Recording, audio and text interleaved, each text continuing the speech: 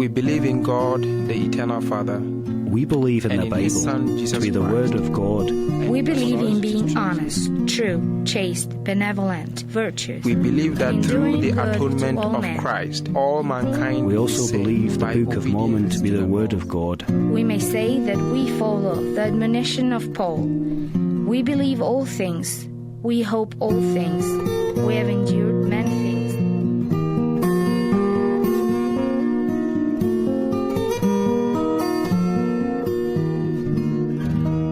Welcome to Why I Believe. My name is Rick Starr.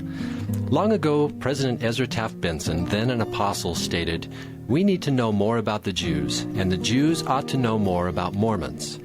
Mark Paredes has spent a great deal of his life immersed in the Jewish community. He has served as a United States diplomat in Israel, press attaché for the Consulate General of Israel in Los Angeles, regional executive director for the Zionist Organization of America, national outreach director for the American Jewish Congress, and speaker on Jewish Latter-day Saint relations in the United States and across Europe. He currently writes a blog called Jews and Mormons for the Jewish Journal of Los Angeles, the most popular Jewish website outside of Israel.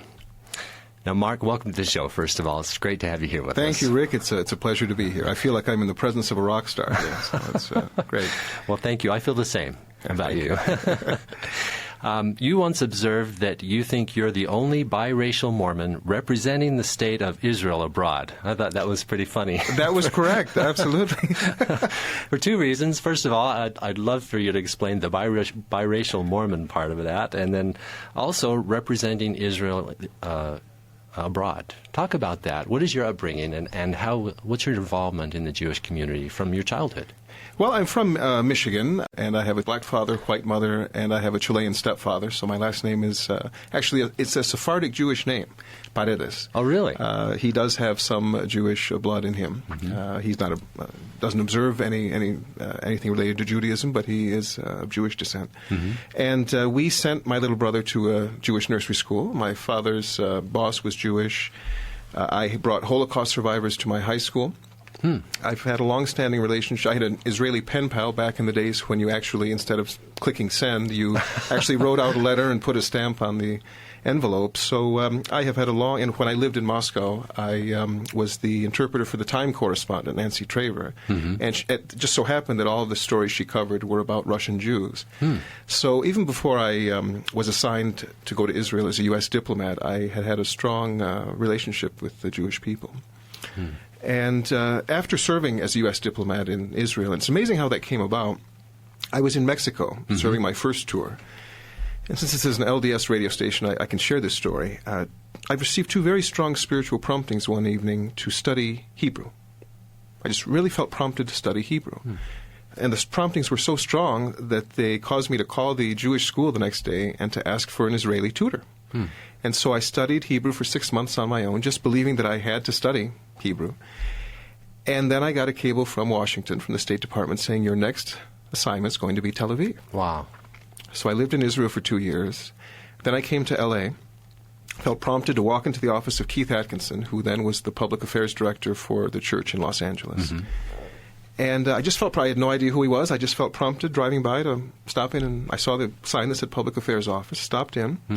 And he said, "It's funny you should walk in today because I just got off the phone with the Israeli consul general. And he's looking for a press attaché. Would you be interested in going to see him?" And during our interview, which he conducted in Hebrew, we talked about all kinds of subjects. And finally he stopped the interview and he said, "Mark, if you can talk about camels in Mauritania in Hebrew, you can do this job." And he hired me, and he's since gone on to hire 3 more Latter-day Saint employees. He's currently the ambassador to Australia. Oh, my goodness. And so he hired me to represent the Israeli government. I had already represented the American government in Israel, and now I would be representing the Israeli government in 7 states in the United States. How long did you do that? For 2 years. That is amazing. So you've really been directed, it seems, to be involved in the Jewish and LDS relationship across the board as you've gone. Well, you have to follow promptings. I don't claim to be a prophet or anyone like that, but I do think you have to follow promptings in life. And when you do, I think you get blessings. And you really gain experiences that you would not otherwise have gained. Interesting. You served in Tel Aviv as a diplomat. What was your assignment there, and how was your religion a part of that? Well, my assignment as a junior officer, it used to be, it no longer is the case, but it used to be that you had a rotation of assignments. So I served for 3 months as the ambassador's assistant. I served for 3 months as an economic officer. Then I was a political officer, and then I worked handing out visas in the consular section. So I had a variety of experiences. And I did a lot of reporting on the Druze community in Israel, and I did a lot of reporting on the Israeli Arab community. Traveled every weekend. I was traveling, and I went to many Palestinian areas because we worked also with the Palestinian government. I worked with the Israeli government, and my religion was a big plus in dealing with all of these communities. I'll give you one example of how much people don't realize, looking at the headlines coming from the Middle East sometimes, at how much tolerance there is in the area. When I first started visiting, my very first visit to Majd al-Shams, which is the largest Druze town on the Golan Heights, they offered me tea. That's just what they do. They offered me tea and coffee, mostly coffee, actually. And I had to refuse, and I told them it was for religious reasons. So they brought me juice immediately. The next time I went back, I went to a different home in town, and I was served juice. So I said to him, well, thank you so much. I said, I just have one question. Isn't it your custom to serve guests coffee? He said the head of the town, after I left the first time, had issued an edict stating that if I ever came to town again, I was to be offered juice. And when I took BYU students to visit this town, we were always offered juice, no matter where we went. So there is a great deal of tolerance, religious tolerance in the region that I don't think makes the daily headlines. Right, and that would be, when you're talking about tolerance, you're talking about between Palestinians and Jews and Christians, everybody who lives in that region. I did see a great deal of tolerance. I really did. When you wander the old city of Jerusalem, sometimes it's not easy to distinguish at first sight, unless the person's really religious, who's Jewish, who's Arab. People get on with their daily lives, and it's just the extreme incidents that you read about, unfortunately. Right. That's what we hear about in these far reaches. Yeah. I've been reading your blog that you've been writing for the Jewish Journal since May of 2010. And some amazing things there. Your initial entry in that blog I thought was very telling. You talked a lot about the relationship between Mormons and Jews. And I'm not sure that many Mormons will know what kind of relationship there is, both historically and currently and doctrinally. Could you touch a little bit on, let's start with historically, what role has the Restoration played in the gathering of Israel? And what does that mean to Jews and the relationship to Mormons? Talk a little bit about that. That's probably a 2-hour discussion. Yeah, I was going to say, how much time do we have here? But yeah, if you could touch on that, just the highlights of that, because it's very interesting. Well, I always say the first mention of a Jewish theme in LDS history came before the church was even established. Whenever I see the statue of the angel Moroni on a temple, and I'm in the company of a Jewish friend, I always say, this statue reminds me of Israel. And it's kind of, they say, well, why does that happen? What happened in September of 1823, 3 times in one night and 1 time the following day? Moroni appears to Joseph Smith. He'd been waiting hundreds and hundreds of years to talk to Joseph Smith. He had a lot to tell him. But one of the things that he repeated 4 times was a quotation from Isaiah chapter 11. It talks about the gathering of Israel. And so even before the church was established, there was a sort of a Jewish theme. Joseph Smith, of course, established the School of the Prophets. He had the leaders taught Hebrew. In the very first newspaper that was published by the church, Joseph Smith announced that this newspaper is brought to bring glad tidings to all peoples, but more especially to the house of Israel scattered abroad. I say that the first Zionist was Orson Hyde. Orson Hyde, in the April conference of 1840, announced that he was going to Palestine. And I think most people, if you were to ask most Mormons what the most important thing that he did, they would say that it was the dedication of the land of Israel for the gathering of the Jewish people. I say that's the second most important thing that he did. What he did first was he went to Europe. And one of the things he did in Europe was to contact Jewish leaders there and to warn them to flee Europe for Palestine. He said that the devourer of the Gentiles was upon them, that if they didn't leave, that there would be calamities. And they didn't listen to him. Had they listened to Orson Hyde, world history and certainly Jewish history would have been very different. Most definitely. And then he went on to Israel to dedicate the land of Israel for the gathering of the Jewish people. He didn't go to convert anyone. That wasn't his mission. And he asked heaven to return the land to, quote, its rightful heirs. And then he left. And today, of course, there's a monument to Orson Hyde on Mount Scopus right by BYU's Jerusalem Center.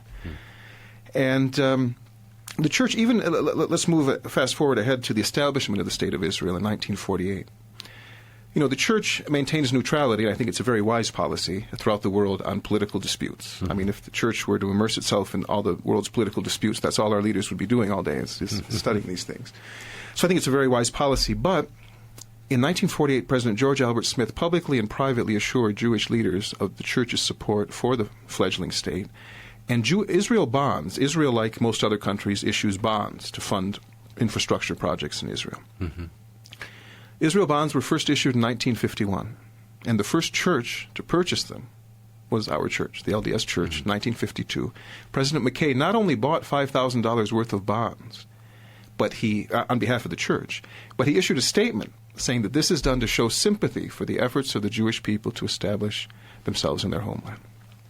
So, and the church has always maintained official contacts with the Israeli government to this day. In fact, when I worked at the consul general would meet with a member of the First Presidency at least once a year. And he told me when he hired me, he said, "You better behave yourself, or the next time I go to Salt Lake, I'm telling President Hinckley on you." So the church has a long history of involvement, and I will say that not only did the church support the establishment of the State of Israel, but it's the only country in the world whose independence was supported by the church. That's amazing. You mentioned earlier when you were talking that Orson Hyde was the first Zionist. I think we ought to have a little discussion about what a Zionist is. One of my favorite topics. Yeah, if you could go into that, because you have an interesting story of something that happened to you in Norway when you mentioned this to somebody, that you were, what was your position?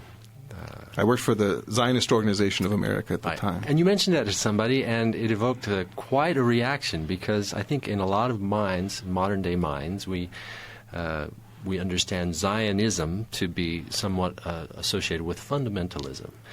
But I think it would be a lesson for us all if you would go into what is that. Tell the story, first of all, but then go into what is Zionism, actually. Well, I'll tell the story. Actually, let me tell one story as a lead-up to that story. Okay. Orson Hyde, as I said, was the first Zionist. A Zionist is a person who believes in establishing a Jewish state. I mean, there are Christian states in the world, there are Muslim states, and Israel is the only Jewish state. Quick story as to how this came about. Herzl, Theodor Herzl, he was actually a Hungarian Jew who lived in Vienna. He was a journalist. And he was a secular Jew, not a religious Jew at all. He got a plum assignment as a journalist to be the cultural editor for his newspaper in Paris, which at the time was the cultural capital of the world. It just so happened that Theodor Herzl was in Paris, this is the late 1890s, when Dreyfus was being put on, during the Dreyfus trial. Dreyfus was a Jewish military officer who was accused of espionage. We know now that he was wrongly accused, but he was on trial. And to back up, Napoleon, many decades earlier, almost 100 years earlier, had met with what he called the Sanhedrin, all of the Jewish leaders of France. And he asked them a question. He said, "Are you a religion or are you a nation? If you're a religion, we can absorb you into French society. You'll be just like every other Frenchman. If you're a nation, we will never accept you as Frenchmen." Rabbis, being very intelligent people, came back to him and said, "We're a religion." So they made a pact with Napoleon, with the French government, that they would be Frenchmen. Fast forward 80 years later, Herzl goes to the trial of Dreyfus. Outside, he hears crowds screaming, not death to Dreyfus, not death to traitors, but death to Jews. He says, we have to get out of here. So I call Theodor Herzl the second Orson Hyde. He was the founder of the Zionist movement, and he kept telling Jews in Europe to leave. And they didn't listen to him, just like they didn't listen to Orson Hyde. So a Zionist is only that. It's only a person who believes that there should be a Jewish state. If you read the writings of Herzl, he imagined, he says, a synagogue next to a mosque, next to a Buddhist temple. He was not at all about exclusivity. Other people were welcome to live in the Jewish state. Just like today, there are about 1.3 million non-Jewish citizens of Israel. I think when people think of Zionism, they think of, Jews excluding everyone and attacking other people and not making them welcome. That wasn't at all what Zionism is. So the story that you alluded to, when I was in Norway, I was speaking in Norway recently, and I was on the main drag at a restaurant in Oslo, and 3 beautiful young girls came in and asked if they could sit with me. Now, being a bachelor and, Of course. not being as dumb as I look, I said, please join me. And we started talking, and of course we asked each other what we did for a living. And when I told them I worked for a Jewish organization, they said, well, which one? I said, the Zionist Organization of America. One of them physically moved her chair back a few inches.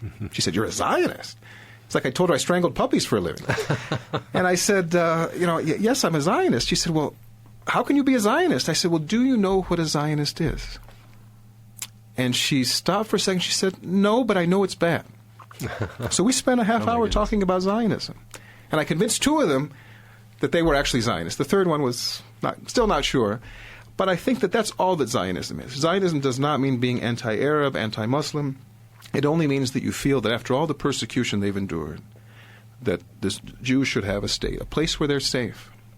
And that's all a Zionist is. Well, thank you for that explanation. You're listening to Why I Believe on the Mormon Channel, and today our guest is Mark Paredes, who writes a blog for the Jewish Journal in L.A. Incidentally, one of the biggest publication outside of Israel as far as an internet publication for the Jewish community. And please, you can download this program and other programs on the Mormon Channel by going to radio.lds.org. I'm sure you'll want to listen to this one again and again because there's a great deal of knowledge here that Mark is sharing with us. Mark, you alluded to some of the suffering that the Jews went through. They were persecuted beginning in the 1800s in Europe. And, of course, it went on from there. Ezra Taft Benson later referred to Mormons and Jews as kin, sort of, as brothers, because of our co-suffering. And talk a little bit about that and how that has helped you in your outreach to Jews in explaining Mormonism to them. It's interesting. I start from a position that I don't think anyone else has ever taken. The Council of Nicaea was a very famous council called by Constantine, the Roman emperor, in the 4th century A.D. After visiting Auschwitz not long ago, I of course, was my mind reflected on why something like that had to happen. And I was drawn to section 123 of the Doctrine and Covenants, where it says that the same spirit that influenced the creeds of the fathers had led to the suffering of the Latter-day Saints. So I reflected on the Council of Nicaea. The Council of Nicaea is famous for 2 things. Number 1, it instituted state-sponsored discrimination against Jews. State-sponsored anti-Semitism began at the Council of Nicaea. The anti-Semitic bishops there called the Jews odious, detestable, and hateful. Really? I would guess not many people know that or have heard of that. In the Jewish community, some people know. In the Christian community, most people don't. Because what else is the Council famous for? The doctrine of the Trinity. Yeah. So for Mormons and Jews, and to non-Mormons and Jews listening to this, I mean no offense, but to Mormons and Jews, the beginning of official persecution of Jews, state persecution of Jews, began when people started worshiping a God that does not exist. It's very interesting. So when you look at the people who are persecuting Mormons in modern times, I have to agree with one of the leaders of the ADL, the Anti-Defamation League. In Utah especially, I know people will remember this, not too long ago, a few years ago, there was an anti-Mormon organization that distributed anti-Mormon DVDs throughout Utah, and I know they hit Arizona and even California. The only non-Mormon official that I was aware of who spoke out against this was the director of the ADL in Phoenix. We didn't have any contact with him. He just spoke out and said, this is outrageous. So I called him to thank him. I said, but why is it that you felt the need to do this? He said, Mark, they can't fool me. He said, the anti-Semites of yesterday, in most cases, are the anti-Mormons of today. And I think in many cases he's right. I'm often asked by Jews, one issue that they care about with Christians is, do you believe that the Jews killed Jesus? Well, the New Testament specifies that there were a few Jewish leaders who were involved, but Mormons, it's safe to say, are generally not taught that the Jews as a people are responsible for the sins of those people. We're taught that people are punished for their own sins, not for Adam's transgression.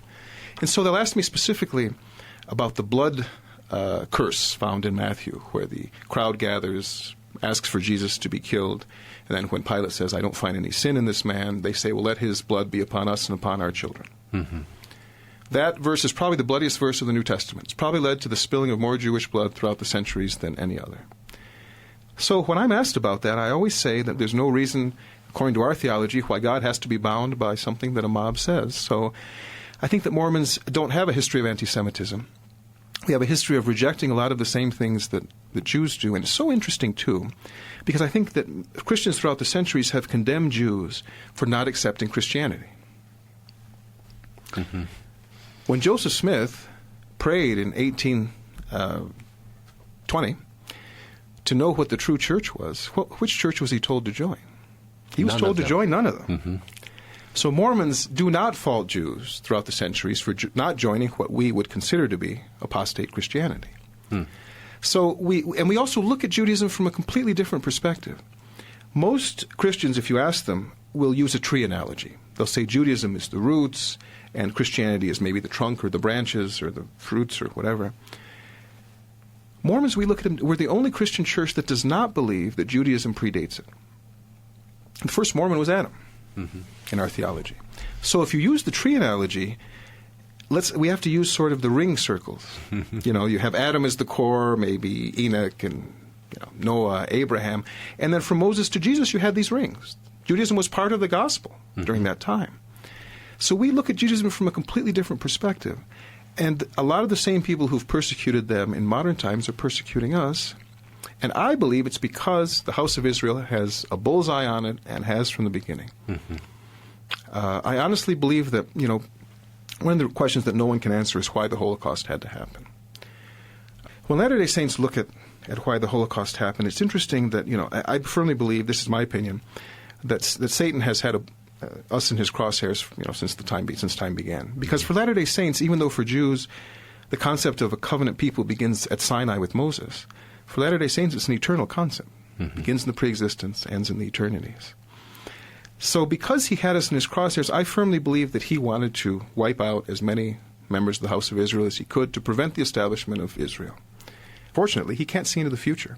So his actions actually caused what he wanted to prevent. And so persecution has been a common theme in both of our histories. I don't think we can compare our persecution to the Jews, quite frankly, but we have been persecuted as a people. And yes, that is something that I share with Jews on occasion, and I think that it resonates with a lot of them. That's good. I've noticed that as I've read your blog, that you focus a great deal on the commonalities between Mormons and Jews, one of them being the co-suffering, the extermination orders given on both of the groups. I've also noticed as I've read your blog that you've been very bold about what Mormon doctrine is, and this is written in a Jewish publication. I'm wondering what type of response do you get from the Jewish community about the Mormon doctrine that you share with them? It's interesting. First of all, let me point out something that I'm very proud of. I did not ask to do this blog. The managing editor called me, and he asked me to do it in May. So a great deal of trust in you. I had known him for years, that's true, but I asked him why. Because you don't have a Mormon evangelical blog, you don't have a Mormon Presbyterian blog, you don't have a Mormon Buddhist blog, right. or Jewish Buddhist blog. Why Mormons? He said, I just feel there's something there. He said, I feel that your community has more to tell us than other communities. And my blog, luckily, has had enough response that the Jewish newspaper in San Francisco recently started a Jewish Mormon blog there. Really? It's written by my colleague Krista Woodall, and it's the name of the publication is J Weekly. It's available online. So more and more people are feeling this. But in answer to your question about how Jews feel about the Mormon doctrine that I present, first of all, I don't do so in a proselytizing way. I think that would be very offensive. But several Jews have written to say, I'm glad that you are writing these things because when I log on to a Jewish Mormon blog, I want to get the Mormon word. I don't want to find a Mormon who's not in tune, not in harmony with his with his With his own church's religion. positions. For instance, there was even one gay Jew who wrote in, because I did blog once on gay marriage, Mm-hmm. and he said, when I blogged in, I didn't know whether I'd get, I really logged onto your blog to find out what the Mormon position was. He said, and I'm glad that I got an Orthodox Mormon position. He said, I don't agree with it, but he said, I think it's important that you present the Orthodox Mormon position, because I think that when people log on to a Jewish Mormon blog, that's what they want. They don't want a Mormon who's out there, as far as doctrine goes. They want to find out what Mormons think, what Orthodox Mormons think about a given issue. Very good. You're listening to Why I Believe on the Mormon Channel. My name is Rick Starr, and our guest today is Mark Paredes, who has had a great deal of involvement in the Jewish community from his childhood and currently writes a blog for the Jewish Journal in Los Angeles. Mark, in the blog that we've been talking about, I read one of the blogs a few months ago that you wrote somewhat rebuking a Jewish rabbi in a Jewish publication. And I thought that was interesting. I tried to turn it around in my mind and imagine a Jewish rabbi rebuking a Mormon bishop or stake president in an editorial in the Mormon Times or something like that, which is that's not an official church publication, but nevertheless it is a publication that talks about Mormon issues. And so I wondered what was the reaction. First of all, give us a little background to this, because I know you have a great deal of respect for this rabbi, who you somewhat rebuked. But talk a little bit about that relationship and what happened there. Well, thank you. Well, first of all, the rabbi is Rabbi Shmuley Boteach, who I know is well known in Utah, and he's probably the country's most famous Orthodox rabbi. He, in fact, once said that Christians are our kin, but Mormons are our brothers. So he has a great deal of respect for the Latter-day Saint community. So he has written a book, and I also must point out that disagreement is actually encouraged in the Jewish community so long as you do it respectfully. So, it's the famous saying is that there are 2 Jews and 3 opinions. So Jews love to disagree as long as they do so respectfully. So I'm sure that Rabbi Shmuley did not take it personally. It was not meant for him to be taken personally.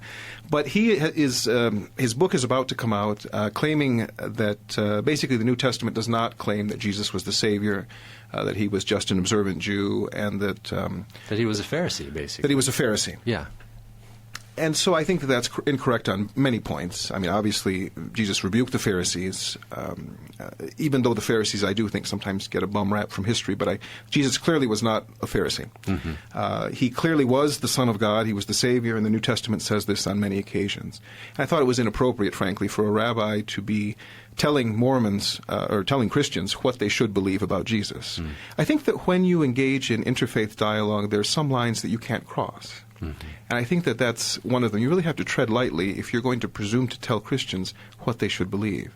I think that people have a right to believe, to define their own beliefs. And, we've seen this on many occasions, Christians, of course. Some Christians telling Mormons that they actually don't believe what we claim to believe. Right. It's always offensive to hear that. So I think for a rabbi to write a book telling Christians that basically they don't know how to interpret the New Testament was inappropriate. And it reminds me that there are some conversations, interestingly enough, that Mormons and Jews can't have. I think we can have conversations, and I'll get to that in just a second, with Jews that other Christians can't have, but there's some that we can't have with Jews. For instance, along these same lines, we'll talk about the Old Testament now, there is a rabbi in Los Angeles who prides himself on sitting down with Christians and convincing them that the scriptures that they generally claim refer to Jesus in the Old Testament don't refer to Jesus. In Isaiah and so forth. In Isaiah. And he said, Mark, you read Hebrew, so I'm going to show you that the scriptures that you claim, where Isaiah speaks messianically, etc., don't refer to Jesus at all. I said, Rabbi, I'd be happy to sit down with you. I'd like to learn from you. I'd love to learn what your interpretation of these words is, but let me tell you right off the bat, I think it'd be a waste of your time. Because I will stipulate from the beginning that everything you say about the Old Testament is true. In fact, I'll rip it up. We can just dispense with the Old Testament, and then I'll present you with the Book of Mormon and have you take Jesus out of the Book of Mormon and the Doctrine and Covenants and the Pearl of Great Price. An impossibility. So it doesn't really matter whether this word means this or this in the Old Testament. That's not the basis of my faith. I mean, I do believe that Isaiah speaks messianically. I certainly do believe that. But even if you can convince me that that's not true, that doesn't shake my faith at all. So I think that there are conversations that we can't have with Jews. there are conversations that we can have that other people can't. And I'll give you an example. Not too long ago, I invited a pastor, a wonderful pastor, who's fond of Mormons and Jews, to my interfaith class to lecture on evangelicalism. Fascinating presentation. At the end, there was a student who raised her hand, and she said, "Pastor, let me ask you a few questions. What's God doing for the Jews right now, for Judah?" Pastor got it half right, in my opinion. He said he's gathering them to Israel. Well, he's also gathering them to the Americas. There are as many Jews in the United States as there are in Israel. And it's interesting for Latter-day Saints because Israel is the land of Judah and the Americas are the land of Joseph or Ephraim. Right. So I've always viewed that as being very interesting. So he will give him full credit because he's not aware of that. So he said that he's gathering Judah to Israel. She said, "What's the birthright tribe in Israel?" He got it right. He said Ephraim. What's her next question? She says, "What's God doing for the birthright tribe?" I don't know. He said, "I have no idea." Well, Mormons do know. And so we can talk about the gathering in that way, how God is gathering Judah to the United States and Israel. And since this is an official channel, let me just point out that the gathering to the United States is sort of my view of things. And, the church officially believes this gathering to Israel, but I also believe that Jews have been gathered to America for a while. And he's also gathering the other tribes through the church. And so we can talk about this with Jews. They usually find it fascinating, whether or not they agree with us. And I will say one other thing on this topic. Mormons are really into which tribe they belong to. But it often happens that a Mormon will go to a Jewish friend and say, "I'm from the tribe of Ephraim." And the Jewish friend will shrug his shoulders and say, "Well, the tribal identity is not really a part of modern Jewish life unless you happen to be a Kohen, a member of the priestly caste." And one of the most common questions I get from Mormons anyway, is how can I convince my Jewish friend that I'm really a member of the House of Israel? I give them the advice that I was given when I first started out in the Jewish community by a very wise Jewish man. He said, "Mark, whether I believe you're a member of the tribe of Israel or not doesn't really matter. What matters is that you believe you're a member of the House of Israel. Because if you believe it, and you act on your belief, and you show Jews that you love them because you consider them fellow members of the House of Israel, no Jew is going to fault you for that. So it's not important that I believe, it's important that you believe it. And I believe that that's true." And that leads to an interesting discussion because our Bible dictionary talks about what is the House of Israel. And a lot of times, and I think many Jewish members believe this, and probably many of our faith also have this idea that a Jew is the House of Israel, or the Jewish nation is the House of Israel. If you read the Bible dictionary, it talks about what a Jew is, and you can expound on this a little bit, but what our Bible dictionary says is that Jews can be either descendants of Judah, one of the 12 sons of Jacob, or people of the ancient southern kingdom of Judah, or people who practice the religions, lifestyles, and traditions of Judaism, even though they may not be Jewish by birth. It has become customary to use the word Jew to refer to all descendants of Jacob, but this is a mistake. It should be limited to those of the kingdom of Judah. So the kingdom of Israel is actually much bigger than just the tribe of Judah, isn't it? Can you expound on that a little bit? That's an excellent point. I think that when you refer to Jews as... I think that the Jews have been sort of synonymous with the House of Israel because throughout the centuries they've remained the only identifiable group of Israelites. The others were scattered and to parts unknown until the church was reestablished. So I think that's why Jews, in their defense, consider themselves sort of synonymous with the House of Israel because to them they have maintained the traditions of the ancient House of Israel, and they've been the only identifiable group of Israelites, and they have been persecuted as a result. So I think they do have a right to because of their persecution, to sort of assume a special status for themselves, at least until these modern Israelites called Mormons appeared on the scene. But I think it's true. I mean, when the Romans came in AD 70 and destroyed the temple and then scattered everyone living in that area to parts unknown, there were people... Jerusalem was a very cosmopolitan city. So there were people living in Jerusalem who were from all over Israel, from all the tribes. So when they were scattered, even though they may have, as the Bible dictionary says, maintained the culture of the house of the tribe of Judah, of Judaism, they may not have been blood Judahites.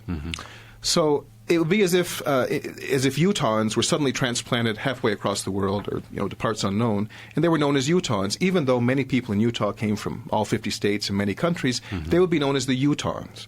So the people living in the land of Israel at the time the Romans kicked them all out and dispersed them were not necessarily all from the house of Judah. The tribe of Judah. They were from various tribes, but they became known as Jews because they did band together. They tried to form communities, did the best they could to retain their customs and traditions and beliefs throughout the centuries. But no, in no sense can Jews be considered synonymous with the whole house of Israel. It's just that until the church was restored and through the power of the priesthood, we couldn't find the other Israelites. We didn't know where they were. Right. Well, you actually mentioned to some of your Jewish friends that Latter-day Saints are actually latter-day members of the house of Israel. Isn't that correct? That's correct. Absolutely.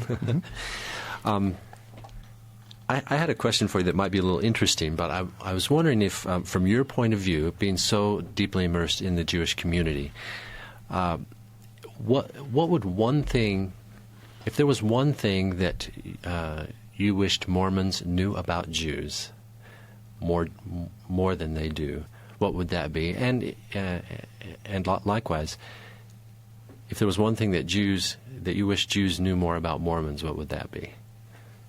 I think if there was one thing I would want Mormons to know about Jews, it's that they are probably the best coalition builders in the world. And what I mean by that is there's a recent study that came out by a Mormon professor and a Jewish professor in a book that just came out. And they mentioned that Mormons are probably the most accepting of others' beliefs, but they're one of the 3 least popular members, least popular religious groups in America. Jews are great coalition builders. They have to be. They've historically been an oppressed minority, so they've built coalitions. And Jews are now, believe it or not, this shocks many Jews now. It certainly would have shocked them 20, 30, 50 years ago. They're the most popular religious group in America. So what does that mean? That means that Jews are very willing to collaborate with Mormons on almost any project that does not involve theology or strictly church affairs. There's no reason why Jewish women shouldn't be participating in Relief Society enrichment projects. There's no reason why they shouldn't collaborate on Mormon Helping Hands projects. Jews are very, very willing to work with Mormons, and I just think they need to be invited more. Latter-day Saints sometimes, like all religious communities, we can become insular sometimes. If there's a Mormon event, we invite Mormons. We invite all the wards. We send out an email to the bishops and the stake presidents, make sure that they're invited. Do we send out emails to the rabbis, to the imams, to the other religious leaders, letting them know that they can participate in this activity as well? So I think that the one thing I think that I wish that Mormons knew is that Jews are very willing to collaborate with them, particularly in service to others. That's a very important theme in Judaism. And if there's one thing I wish that Jews knew about Mormons, it's that most Mormons I know genuinely want to befriend Jews. There's no hidden agenda. It's not to get them into the baptismal font. That Mormons genuinely feel a closeness to Jews that sometimes can't be rationally explained. I mean, they just feel closeness to Jews, a great love for them, and they want to embrace them. And it doesn't mean that they want to present them with the Book of Mormon with their name engraved on it. They just genuinely want to reach out to them. And sometimes they don't know how to. And so that's where the interfaith outreach comes in. Well, you're certainly doing a great work there. It's amazing. It's keeps me busy, and the Jewish community is a very interesting one. It's a very dynamic, energetic community. I noticed as I read your blog that I had a feeling, even though you were quite bold in talking about Mormon doctrine or about Jewish-Mormon relations, I didn't feel there was anything of offense to be taken. I felt it was a very unifying experience for me, and I actually came away from it wanting to know more about my Jewish brothers and sisters and how I could become their friends, just like you were talking about. Well, then I've succeeded, at least with one reader. That's great. I mean, that is the goal. I don't really have a hidden agenda in writing this. It's simply to explain Mormons to Jews, explain Jews to Mormons, and where the two can meet. That nothing makes me happier than to see Mormons and Jews together. It was interesting. I was speaking in Montreal last year, and with an Orthodox rabbi, we did a dialogue in Montreal for the first time that they had a dialogue like that. And the Orthodox rabbi got up, and he said, I'm going to do something I've never done before. Would you mind if I sang for you? And he started a song called Hine Matov. I'll explain the lyrics in just a second. And the temple president in Montreal happens to have been a director of the BYU Center in Jerusalem. Mm-hmm. He immediately got up, they locked arms, and they sang Hine Matov, which means this is what is Hine Matov U'Manayim. This is what is good and wonderful to see brothers sitting together. Very moving moment.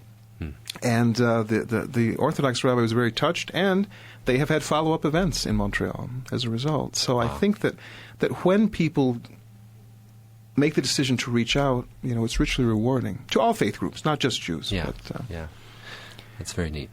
You're listening to Why I Believe on the Mormon Channel. I'm Rick Starr, and today my guest is Mark Paredes, who has been deeply involved in the Jewish community and currently writes a blog for the Jewish Journal in Los Angeles. Incidentally, you can download this and other programs on the Mormon Channel by going to radio.lds.org and listen to them at your convenience, and we encourage you to do that. Mark, I wonder if you've ever had a dialogue with a Jewish leader in the sense where you're talking about the Book of Mormon. There's many references to Jews in the Book of Mormon. In fact, in the title page it says that this is a book that is written for Jew and Gentile, and that it is expressly written for the purpose of convincing the Jew and the Gentile about Jesus Christ. Have you ever? What types of discussions have you had about the Book of Mormon with Jewish leaders? Well, in private, we've had many discussions. In a public dialogue, we haven't really touched much on the Book of Mormon, although in St. Louis last year I did talk about the Pearl of Great Price in order to show why we have a Pearl of Great Price, in order to clarify some things. For instance, it's not clear in Genesis why Cain really decided to kill Abel. Mm-hmm. The Pearl of Great Price expands on that. It's not clear why Lamech later on, it says nothing about his motivation for killing someone. And I think so I use that as an example to show why we have additional scriptures. The Book of Mormon, in private, many Jewish leaders have read it. Many rabbis have the Book of Mormon in their private libraries. Not all of them, but many of them do. And some of them, when I visited them, have pulled it out and asked me to explain. I remember one of them wanted me to explain the allegory, the olive tree allegory found in Jacob. He found that particularly interesting. And others want to know what the Jewish theme is throughout the book, what Jewish themes are there, and I explained that they kept the law of Moses, they built temples, that Lehi was of the tribe of Manasseh, they came from Jerusalem, and they find that interesting. Do they believe the book? Probably not. But many of them are interested because they do sense a Jewish-Mormon connection somewhere. Mm-hmm. We brought 5 rabbis to Salt Lake City not too long ago, and we did a tour. They met with some church leaders, and we took them on an open house tour of the Draper Temple. And Elder Walker of the 70, who's the president of the temple, the head of the temple department, took us on a tour. He was very gracious to do that. It was remarkable to see the effect on those rabbis. There was one rabbi, the most orthodox of them, wore a kippah or a yarmulke, a head covering, all the time. And when we entered the celestial room, he took off his kippah. He just stood up, looking up at the ceiling. When we left the celestial room, he put it back on. And I said, Rabbi, I have to ask, why did you take off your kippah? He said, this is the most holy place I've ever been in. He said, I felt I had to show respect. And he sent us a letter afterwards saying that in 50 years of interfaith work, he'd never experienced anything like that. He said it was a religious experience. And he said, I've come back from this tour convinced that there is a Jewish-Mormon connection. So I think that when you explore LDS themes, or Jewish themes in the Book of Mormon, that Jews at least want to understand why Mormons feel this connection to them. And I think that if they give the Book of Mormon a chance and at least read parts of it, they will see why. It's interesting as you look at some of the links that we feel that might not be found in other Christian faiths. Temples, for one. Prophets, which the Jewish, it's throughout the Jewish history. The second coming of Elijah. Don't forget that one. Mm-hmm. and you mentioned temples. Let me go off on temples yes. For 1 second. Temples I always tell my Jewish friends and my Mormon friends that they're so powerful that everyone in the world has access to some of their power. And what do I mean by that? What service does the temple provide to everybody? Mm-hmm. Well, and most recently I had an Orthodox rabbi whose son was diagnosed with a severe brain problem. Mm-hmm. And I said to him, Rabbi, what I can do is put your son's name on the prayer roll. And I explained to him what it was, half expecting him to say, thank you very much, but no thanks. He said, not only do I want you to put my son's name on the prayer roll, but I want you to keep his name on the prayer roll. And I've actually never had a Jewish friend turn down an offer to put someone's name on the prayer roll. So I think that temples, they have a special power, and I think that sometimes we act like they're only for Latter-day Saints. They're for everyone in the world. There's some ordinances that only Latter-day Saints can perform in them. That's true. But temples are for everyone, and I think our Jewish friends, we can help them avail themselves of some of the power in the temple. Wonderful. You've mentioned, I'm not sure if it was in your blog or in another discussion, you talked about converted Jews becoming more complete Jews. Talk a little bit about that. Let me clarify that those were not my words. Those were the words of the LDS converts, the Jewish converts to the church. I see. Okay. Let me clarify that because I want to make sure. That's what they often claim. And in fact, a lot of Jewish converts to Christian faiths claim that they're more complete Jews. I see. It's interesting. This is a discussion that's a very sensitive one, and it's one that I stay out of because two very important principles clash. I mean, I think that people have a right to define themselves. If I'm a Jew and I convert to the church and I still consider myself to be Jewish, well, I have a right to do that. However, groups also have the right to exclude people. And, if the Jews say, well, once you accept Jesus, you can no longer be a Jew, I have to respect both rights here. So I generally stay out of that discussion. And even it even becomes an issue when I'm asked, as I often am, to participate in the conversion process of a Jew to the church. So I've drawn up some guidelines. I don't go out with the missionaries if they're going to Jewish neighborhoods. I don't think that's appropriate. And I also don't actually meet with the Jewish investigator. I will give the missionaries information if they want a copy of that list of commonalities, but I don't feel comfortable sitting down with them. And when you say it's not appropriate, it's not that it's not appropriate for missionaries to be teaching Jews. It's that you don't feel that it's appropriate for you to be included in that, given your place in the Jewish community. Thank you for that. Yes, no, it's perfectly. Missionaries can teach everyone. They don't target Jews. They don't target people of any particular faith, but they do. It's certainly appropriate for them to be teaching anyone who wants to investigate the church. Sure. I just think of what would happen if I were door knocking with them and I knocked on the door of a prominent rabbi who knew me. I mean, that would be a very, very unpleasant situation. Right. So, but I will go to baptisms. I have gone to a few baptisms of Jews. Once they've made the commitment to join the church, then I certainly help to fellowship them. But I just it's a fine line there sometimes, right. and you just have to draw boundaries. Yeah. Well, you've certainly given a unique perspective of the Jewish community to Mormons. Well, and I think you've encouraged us all that we might go out and fellowship, friendship, invite any of our Jewish brothers and sisters to any of our events. And it seems like that would be reciprocated, very much so. Absolutely. Whenever I meet Mormons who say they love Jews, my first question is, which Jewish organization do you belong to? We are very lucky when we're dealing with the Jewish community because I know that the church is very careful, and I think rightly so, to, the church is a little cautious sometimes about just sending members out to build bridges to people, and especially organized groups, because it doesn't want to give the impression that these people are formal representatives of the church. But with the Jewish people, they're not a hierarchical faith group. There's no Jew in the world who can speak on behalf of all Jews. So if they see a Mormon going to a Jewish event, they will never, ever assume that this person's an official representative of the church. They'll just assume that he's a Mormon who wants to do what they want to do. I'll give you a perfect example. Last year, there's a group called JINSA. They advocate closer military cooperation between the United States and Israel. It's probably not an organization the church will ever formally collaborate with, but there was an Army Ranger in my ward who just returned from Afghanistan. I said, he needs to come, because they had invited a Pentagon general to speak.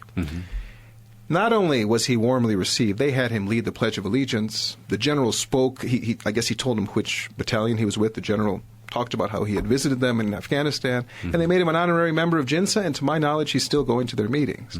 He's not an official representative of the church, but I think that there's a Jewish organization for every interest, believe me. I mean, the church is, because we have a lay clergy, we just don't have a lot of time to form these organizations. But the Jews do, and, there are thousands of Jewish organizations. So if you really feel close to the Jewish people, I can guarantee you there's an organization for you to join. And they would welcome you. And they would welcome you, absolutely. That's wonderful. That's wonderful.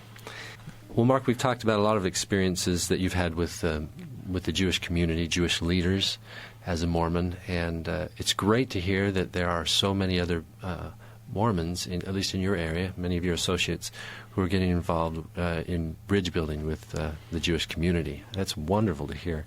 What do you see as some of the future issues that might be attached to the Jewish Mormon relationship and to each of us individually as a faith? Well, one thing I can say is that this is happening throughout the world, all across the country, in Canada and in Europe. I remember I spoke in Sweden not too long ago, and there was a dynamic German couple. They were institute directors. They said, we have to do something. Next thing I know, they had rounded up the missionaries, the institute students, and they were working with the Jews to maintain Jewish cemeteries in southern Sweden. I mean, there are lots of pioneers, the Radas. I want to get their name on the radio. The Radas are a celestial couple. And there's a lot of collaboration going on in Europe. The missionaries have maintained Jewish cemeteries in Poland, for example. Mm-hmm. And there's a great deal of interest in Europe among Latter-day Saints in reaching out to Jews who don't have the easiest time right now in Europe. So I think it's a worldwide phenomenon, and I think that as the gathering of Israel proceeds through the church, I think that you're going to see more and more people reaching out to Jews, and vice versa. I think that Jews are going to feel increasingly comfortable with Mormons. I think that on a very small scale, we have 2 major Jewish newspapers with Mormon bloggers. 5 years from now, we may have every major Jewish newspaper with a website with bloggers. I think that the BYU Center is a wonderful asset in the Holy Land. People return from there with a great deal of love for the peoples of the region. Mm-hmm. And so I'm very optimistic about the future of Jewish LDS collaboration as the House of Israel is gathered throughout the world, whether it's to Judah and Joseph, the land of Joseph, or through LDS chapels throughout the world. Wonderful. Well, we just have a few minutes left, Mark, and it's been great to have you with us today. Thank you so much pleasure. For your viewpoint. So many interesting experiences. Why don't we end with you sharing your testimony in general and specifically in relation to your involvement with the Jewish community? Well, I converted at age 11, and I have to say that the church has been the major blessing in my life. I know without a doubt that this is the work of God. This is the eternal work of God. This is the work that's been going on since before this world was created and will go on long after we are gone. And I do have a testimony that God lives, and I know for a fact that we do live after we die, and that we will know everything after we die, but I do know that we will live after we die, and that we will find out that the work that we've been doing through the church will have had eternal consequences. I do have a testimony that I have been directed to work with the Jews. I don't know how much longer that will last, but I do have a testimony that I was inspired to reach out to the Jews, and they have been inspired, I believe, to reach out to Mormons. And I have a great testimony that they are members of the House of Israel. They're entitled to all the blessings of the House of Israel, and someday they will get them. And I have a testimony that Jesus is the Christ, that he was a Jew, and that he is the Savior of everyone. And I'm just enormously grateful for the work that the church is doing to promote the gathering of the House of Israel. And I'm grateful for our temples. I mean, the center of temple worship is the Abrahamic covenant. And what a great blessing that is. So I'm just grateful for the opportunity to share this with your listeners, Rick. And I want every reader, every listener to know that the Church of Jesus Christ of Latter-day Saints is the Church of God on earth. And that Jesus Christ is our Savior, that he leads and guides and directs this church. Mark, thank you very much for being with us today. Thank you, Rick. Appreciate you being our guest on our program. Thank you. Mark Paredes is a blogger for the Jewish Journal in L.A., a former diplomat, and a long time being involved with the Jewish community. Thank you again, Mark, for being with us. Thank you. My pleasure, Rick. You've been listening to Why I Believe on the Mormon Channel. For more information on this program and other programs on the Mormon Channel, please go to radio.lds.org.